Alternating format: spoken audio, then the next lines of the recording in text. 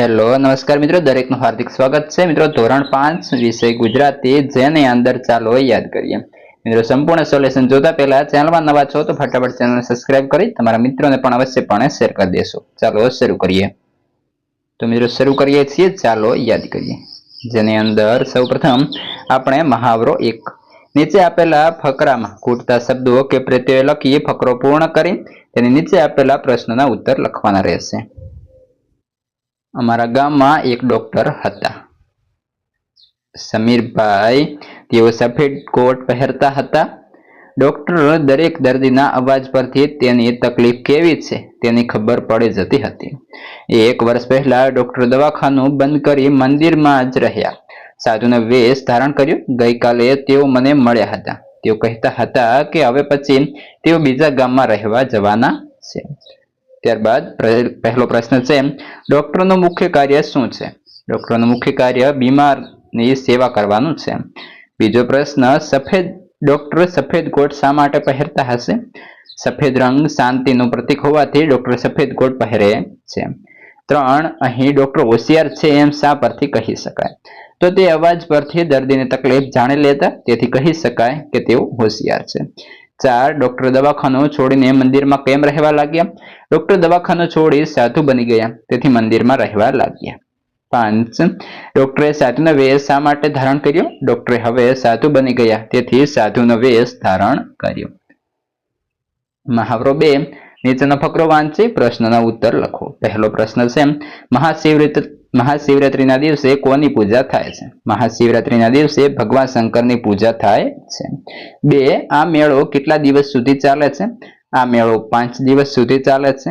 પ્રશ્ન 3, તમે કોઈ મેળામાં ગયા હો તો તમારો અનુભવ લખો. હા, હું જન્માષ્ટમીના મેળામાં રાજકોટ ગયો હતો. ત્યાં ખૂબ મજા આવી હતી. 4, તમારા વિસ્તારમાં કયા કયા મેળાઓ યોજાય છે? અમારા વિસ્તારમાં રાજકોટ, ગોંડલમાં વગેરે મેળા યોજાય છે. 5, તમારા વિસ્તારમાં યોજાતા મેળામાં કયા કયા સ્થળેથી લોકો આવે છે? અમારા વિસ્તારમાં આખા ગુજરાતમાંથી લોકો આવે છે. પ્રશ્ન 3, તમારા શિક્ષકની મદદથી નીચેના વાક્યો યોગ્ય શબ્દ લખી વાક્ય પૂર્ણ કરો. તો કે જે ખેલાડી રમતમાં હોય તે મેદાનના પાટાની અંદર રહે, બાકીના બહાર જાય. બીજા નંબર છે, તો કે ધાબા ઉપર પતંગ ચગાવવાની મજા પડે. 3, 2 કોથળાની વચ્ચે મારો હાથ ફસાઈ ગયો. 4, સસલાભાઈ તો દોડીને બધાથી આગળ થઈ ગયા. 5, શિયાળવી બહેન આળસુ હતા, એ બધાથી પાછળ રહી ગયા. 6, મારા પુસ્તકો એવી રીતે ગોઠવ્યા છે કે દરેક પાઠ્યપુસ્તકની સાથે એ વિષયની નોટબુક હોય. ત્યારબાદ આગળ 7, ઘરની અંદર શું કામ બેસી રહ્યું? બહાર નીકળીએ તો ભીંજવાની પણ મજા પડે ને. 8, આખા વર્ગખંડમાં કઈ કઈ વસ્તુઓ લાકડામાંથી બનેલી છે? 9, તમે ક્યારે તાલુકા પંચાયત ગયા છો? અને 10, તો કે તળાવની અંદર નહાવાની ખૂબ મજા પડે. મિત્રો વિડીયોને લાઈક કરી અને તમારા મિત્રોને પણ શેર કરી દેશો. અને મિત્રો આપણી ચેનલ પર તમારા તમામ વિષયના સ્વાધ્યાય પોથી, સ્વાધ્યાય વગેરે સંપૂર્ણ ઉપલબ્ધ છે. મિત્રો મહાવરો 1 નીચેના ફકરોના પ્રશ્નો જે છે આપણે ફકરો વાંચી પ્રશ્નના ઉત્તર લખવાના રહેશે. પહેલો પ્રશ્ન છે, મોહન શું કામ કરતો હતો? મોહન મૂર્તિઓ બનાવતો હતો. 2, મોહને ઘરના દ્વાર પાસે કોની મૂર્તિ બનાવી હતી? મોહને ઘરના દ્વાર પાસે ચોકીદારની મૂર્તિ બનાવી હતી. ત્યારબાદ આગળ, ચોર ચોરી કર્યા વગર શા માટે ભાગી ગયો? તો કે ચોર ચોકીદારની મૂર્તિઓ ડરીને ભાગી ગયો. 4, દૂતની જગ્યા તમે હો તો મોહનને લઈ આવવા કઈ યુક્તિ વાપરો? તો યમરાજે મોહનને લેવા દૂતને મોકલ્યો. 5, મોહને બનાવેલી ચોકીદારની મૂર્તિની શી વિશેષતા હતી? તો કે મૂર્તિ એટલી આબેહૂબ હતી કે ચોરને સાથે જ ચોકીદાર ભાગ્યો, આવી તેની વિશેષતા હતી. 6, થાપ ખાઈ ગયો રૂઢિપ્રયોગનો અર્થ લખો. તો કે ભૂલ થઈ જેવી, ચૂક થઈ જવી. 7, મૂર્તિ બનાવનાર માટે આ ફકરામાં કયો શબ્દ વપરાયો છે? તો કે મૂર્તિ બનાવનાર માટે ફકરામાં શિલ્પી શબ્દ વપરાયો છે. 8, નમૂના મુજબના શબ્દો બનાવો. ચોકી તો ચોકીદાર, પૈસા તો પૈસાદાર, વગ તો વગદાર, રસ તો રસદાર, રંગ તો રંગદાર, ફોજ તો ફોજદાર, ધાર તો ધારદાર, અણી તો અણીદાર. પ્રશ્ન 9, નીચેના શબ્દનો વાક્ય પ્રયોગ કરો. જેમાં પહેલો છે વૃદ્ધ. તો કે મારા દાદા હવે વૃદ્ધ થઈ ગયા છે. યમરાજ, યમરાજનો દૂત મોહનને લેવા આવ્યો. આબેહૂબ, મોહને આબેહૂબ મૂર્તિઓ બનાવી. દૂત, યમરાજનો દૂત થાપ ખાઈને જતો રહ્યો. પ્રશ્ન 10, સમાનાર્થી શબ્દો આપો. ઘર તો મકાન, નિવાસસ્થાન અને ઠેકાણું. વૃદ્ધ તો વડીલ, ઘરડા અને ગઈઢા. મહાવરો 2, નીચેનો ફકરો વાંચી પ્રશ્નના ઉત્તર લખો. પહેલો પ્રશ્ન છે કોણ તોફાની હતું? 1, પોપટું જરાક તોફાની હતું. 2, પોપટે કયા કયા બચ્ચાને ખાવાનું આપ્યું? પોપટે ત્રીજા અને પાંચમા બચ્ચાને ખાવાનું આપ્યું. પ્રશ્ન 3, ઈયળના બચ્ચાનું નામ શું હશે? ઈયળના બચ્ચાનું નામ પીલું હશે. પ્રશ્ન 4, આ કુટુંબમાં કેટલા સભ્યો છે? આ કુટુંબમાં 7 સભ્યો છે. પ્રશ્ન 5, પોપટીએ કયા કયા બચ્ચાને ખાવાનું આપ્યું? પોપટીએ બીજા અને ચોથા બચ્ચાને ખાવાનું આપ્યું. પ્રશ્ન 6, ખોટા વિકલ્પ પર છેકો મારી ફરીથી લખો. તો વાક્ય ફરીથી લખીએ તો કે જમણેથી પોપટ આવ્યો, ડાબેથી પોપટી આવી અને તેમણે જોતા જ પોપટું એક આગળ આવ્યું.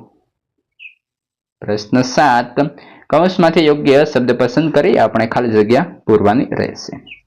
તો પહેલો છે તો કે જમણેથી કાબર બહેન આવ્યા. તો પહેલામાં આવશે એથી. બીજા નંબરે શાળામાં બાળકો ભણે છે. ત્યારબાદ 3, જેની અંદર આવશે ગાયને ઘાસ આપો. 4, કૂવામાંથી પાણી બહાર કાઢો. અને 5, સસલાએ શિયાળ સાથે દોસ્તી કરી. ત્યારબાદ જોઈએ મિત્રો આગળ, જેની અંદર મહાવરો 1, નીચેનો ભાવ વ્યક્ત કરી પંક્તિઓ આપેલ કાવ્યમાંથી શોધીને લખવાની રહેશે. તો જોઈએ આગળ. તો પહેલો છે પાછલા તે પહોરની ઉડી ગઈ નિંદ્રા, સૌરે ઊંઘે ને અમે જાગતા જઈ રે. ઓશિકા ઉપર 2 ઓઢાડી ધાબળા, ચૂપચાપ ભાઈ બહેન ભાગતા જઈ રહ્યા. બિલ્લી પગે તે અમે ઉઘાડ્યા આગળ, બાપુને બાતે શું જાજાતા જઈ રે. હાથમાં તે હાથ લઈ ભાગ્યા ઉતાવળા, ખુલ્લે હવાની મોજ માણતા જઈ રે.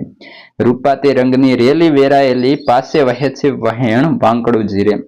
છોડી રહેઠાણ આવું રૂપાળું મોકળું, સાનું ગોઠે ઘર સાંકડું જઈ રે. 4, ઉડે દીઠ રોકે ઝાકળની ચૂંદડી, આજ એને ઉડી જતી ફાળવી જઈ રે. છેડો ઝાલીને એનો જાઉં આકાશમાં, જેવું છે કોણ એનો સાળવી જઈ રે. સોનેરી કોરની લાવીને વાદળી ચાંદરવા કોર બાંધશું જઈ રે. એની તે હેઠ અમે રહેશું 2 ભાઈ બહેન, ભાવતી રસોઈ રોજ રાંધશું જઈ રે. ત્યારબાદ મહાવરો 2, જેની અંદર કાવ્યનું પઠન કરો અને આપેલા ભાવ વ્યક્ત કરતી પંક્તિઓ કાવ્યમાંથી શોધીને લખો. તો સરસ મજાની કાવ્ય છે. નીચે છે પહેલું, હે બાળક તું રસ્તો ભૂલી ગયો છે કે શું? કે પછી તારો કોઈ દુશ્મન તને અહીં મોકલ્યો છે? તું અહીં શા માટે આવ્યો છે? નક્કી તારો સમય પૂરો થયો લાગે છે. તો પંક્તિ પ્રમાણે, કહે રે બાળક તું માર્ગ ભૂલ્યો કે તારે વેરીએ વળાવ્યો, તારો કાળ ખટ્યો અહીંયા તે સિદ્ધ આવ્યો. ત્યારબાદ 2, જેમાં છે હે બાળક તારો રંગ રૂડો છે, તું ખૂબ રૂપાળો છે, તું મનમાં ઘણી બધી ઈચ્છાઓ ધરાવનાર છે. તારી માતાએ કેટલા બાળકોને જન્મ આપ્યો છે? એ બધામાં તું અળખામણો છે કે શું? તો કે રંગ રૂડો રૂપે પ્રો, દિશંતો કોડીલો કોડામણો, તારી માતાએ કેટલા જન્મ્યા તેમાં તો અળખામણો. 3, હે બાળક તને મારો 1.25 લાખનો હાર આપું, તને દરિયો આપું, આ બધું તને મારા નાગથી છાનું આપું છું, તને હું ચોરીઓ પણ આપું છું. તો લવ 1.25 મારો હાર આપમ તજ દોર્યો, એટલે મારા નાગથી છાનું આપું રે તંજને ચોરીઓ. 4, નાગના પગ દબાવી મૂછ મરડે જગાડતા કહ્યું, હે મહાબલી આપણે દ્વારે કોઈ બાળક આવ્યા છે. તો કે ચરણ ચાંપી મૂછ મરડી, નાગણે નાગ જગાડ્યો, ઉઠોને બળવંત કોઈ બારણે બાળક આવ્યું. પ્રશ્ન 3, જેની અંદર નીચેની કાવ્ય પંક્તિઓમાં પદોનો ક્રમ આડો અવળો છે, તો આપણે યોગ્ય રીતે લખવાનો છે. તો પહેલામાં મિત્રો બનશે તો ખિસકોલી બહેન ઉઠ્યા એવા રૂઠ્યા, પીએ નહીં પાણી ખાય નહીં ધાણી, આંબા ભાઈ તો લાવ્યા કેરી, ખિસકોલી બહેન ઉહુ અને પીપળભાઈ તો લાવ્યા કંપળ, ખિસકોલી બહેન ઉહુ. મિત્રો આપણે વિડીયોના આ ભાગ નંબર 1 એટલે આ વિડીયોનો આપણો ભાગ નંબર 1 હતો. હવે આગળનું જે તમારે સોલ્યુશન છે તે આ વિડીયોના ડિસ્ક્રિપ્શનમાં મળશે. જે વિડીયોના મિત્રો ભાગ નંબર 2 આપણે ત્યાં જોઈશું તેની લિંક આ વિડીયોના ડિસ્ક્રિપ્શનમાં આપીશું, ત્યાંથી તમે જોઈ લેશો. અન્ય વિષયના પણ ત્યાં ઉપલબ્ધ છે, એ પણ તમે ત્યાંથી જોઈ લેશો. અને આ વિડીયો મિત્રો અત્યારે જ તમારા બધા મિત્રો છે એમને શેર કરી દો.